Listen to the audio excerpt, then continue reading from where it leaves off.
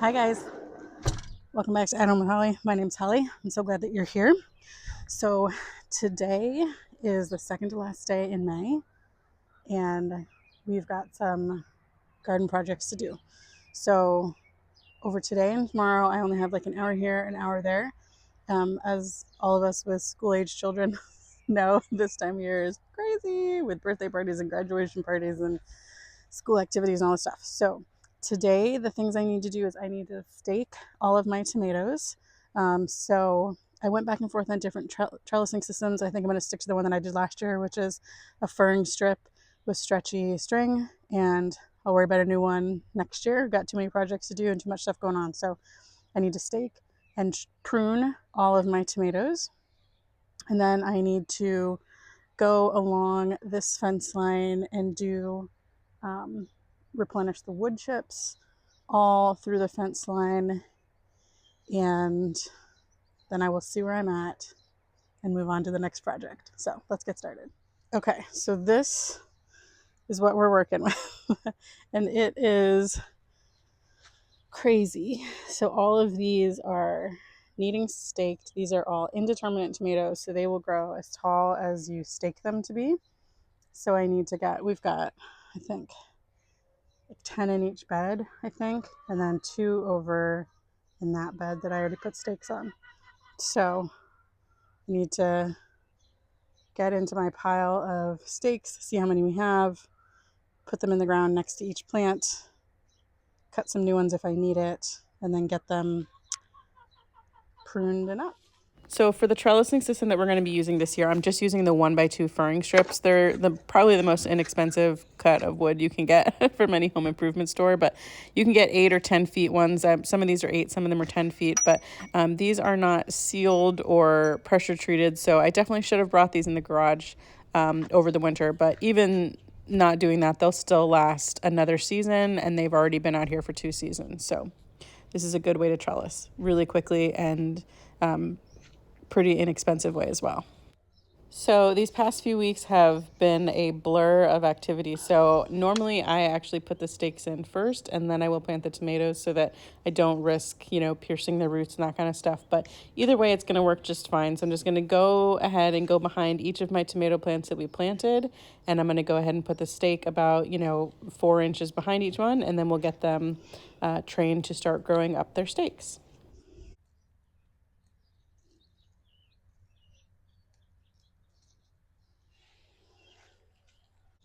Okay, so my favorite thing to use to tie them is this stretchy, like cotton tie.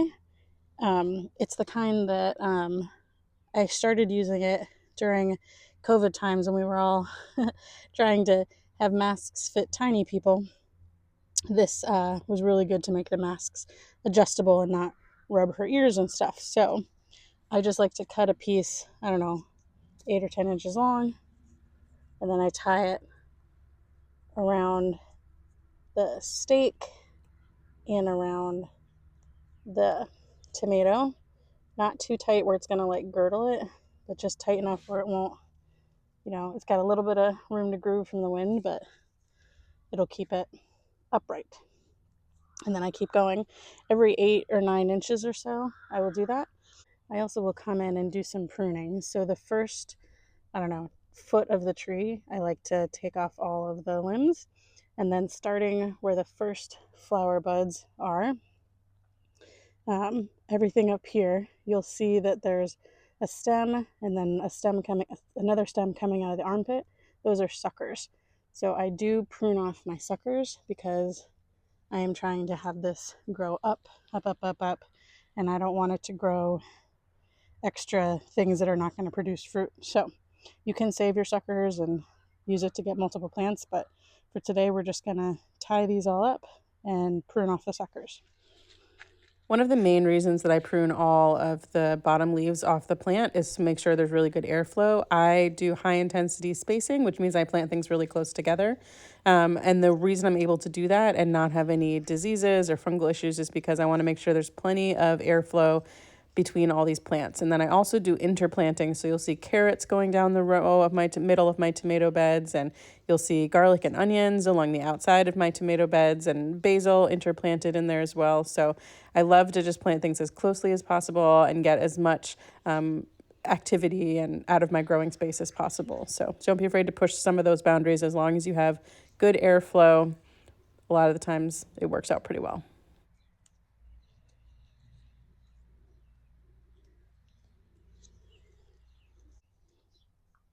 Just make sure you don't prune the last sucker off the top, otherwise you might end up topping your tomatoes. Ask me how I know.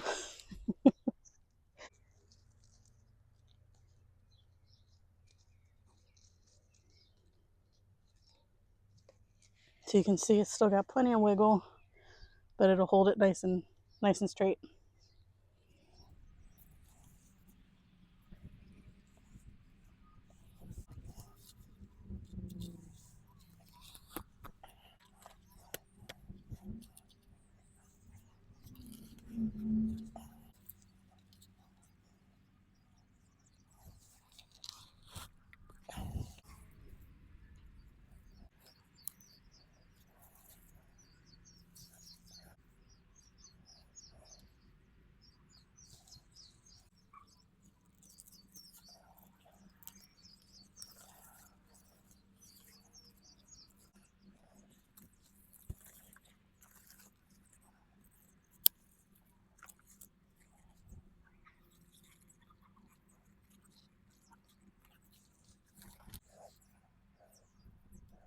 All right, so we got one whole bed staked and pruned. I will say the tomatillos are not exactly single stem. They're more like triple stemmed, but that's okay. I broke off several branches and I was like, all right, we're going to leave the rest of them. So whatever, we'll get what we get. So this whole bed's done. We need to move over to that bed, and then I have one other bed behind me that's got 2 tomatoes. So we'll just keep plugging along.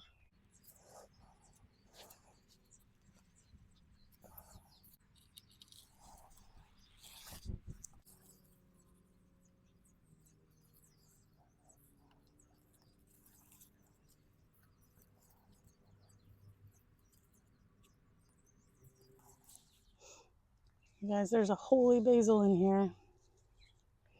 Oh, it smells so good. So good. Okay, so I grabbed 2 more bundles of furring strips. I think there's 6 in each. And I went ahead and just angled the tips with my little circular saw that was in the garage. Carry them back here. And I will go ahead and get the rest of these tomatoes staked. I have to tell you guys that while I was over here, I found that a bunny had made a nest in my carrots. There weren't any babies in it though, but they have ripped up once again my Blue Beach paste tomato, which is the one that I had to restart like twice inside and then once outside because I dropped it, I overwatered it. So they ripped it out of the ground, making their new little home.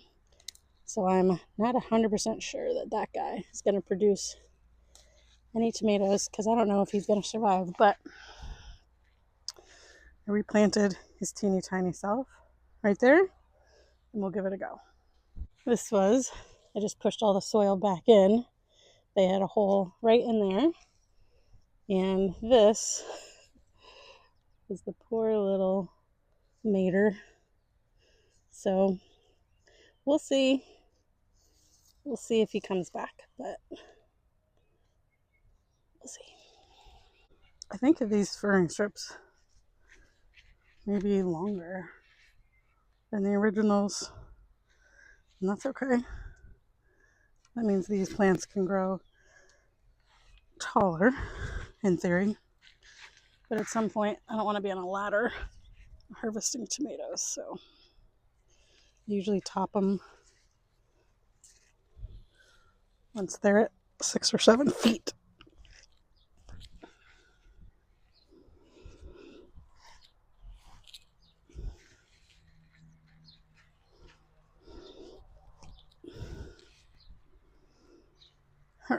let's see. 1, 2, 3, 4 more in this bed.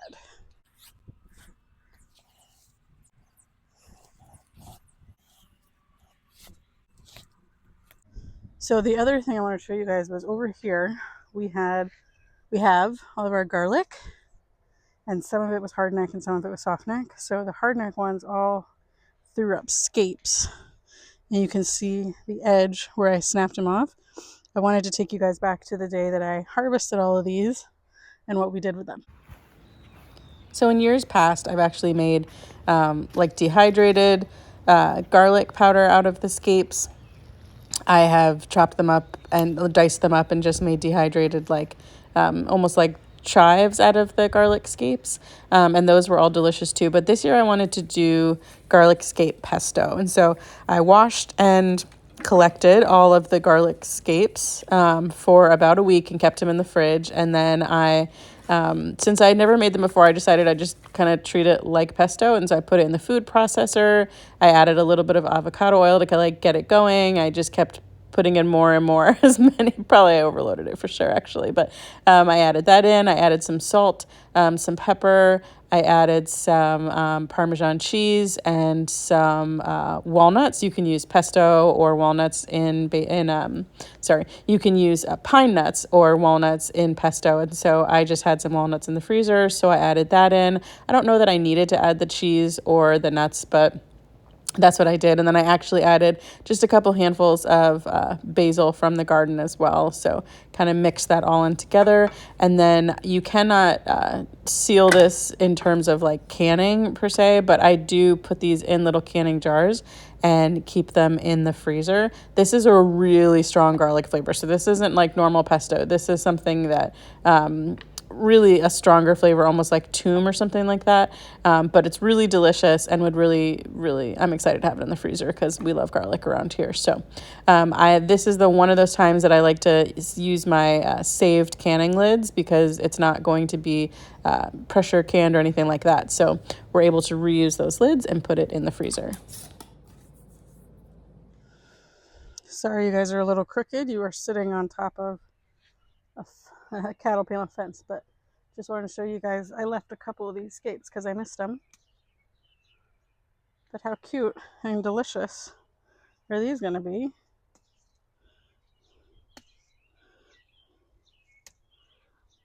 So good.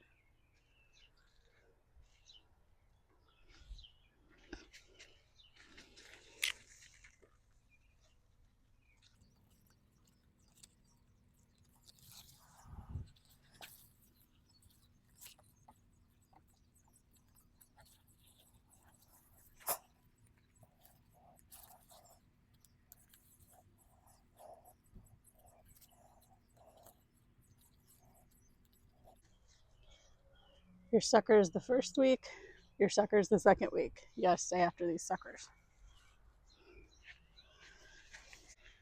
All right, the next thing we're going to tackle is the asparagus jungle. Okay, so normally last year I put in like 6 or 7 bamboo stakes and I tied that stretchy tie around it to kind of keep them enclosed so that I could still get to the strawberries. But I think I might have to do some fern strips to add a little more support because it's getting kind of out of control. So we'll see what we can do. Oh my gosh, I don't know if I can push this in.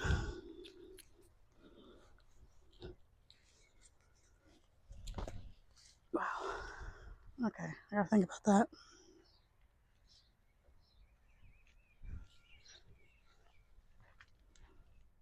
Garden snacks.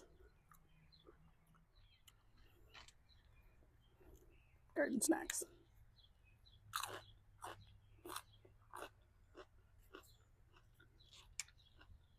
Mm-hmm.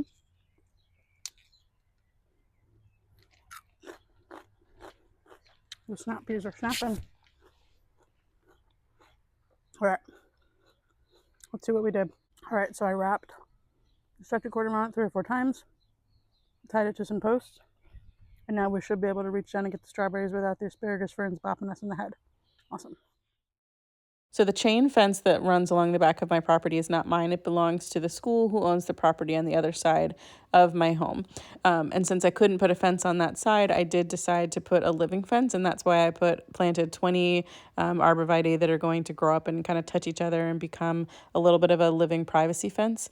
And so when I planted them, I did cardboard to suppress the grass to give them a chance to not have to fight for the nutrition. And then every year I like to refresh the mulch with this natural wood mulch because it's just going to compost down into place, and just an easy natural way to do it. And then behind them there is a row of flowers and sunflowers along the fence line. Sunflowers will pull out the toxins from any weed sprayer that the school sprays, and then all the other wildflowers are just for the pollinators because I love them and I want them to have some food and all that kind of stuff. So it was nice to get this refreshed.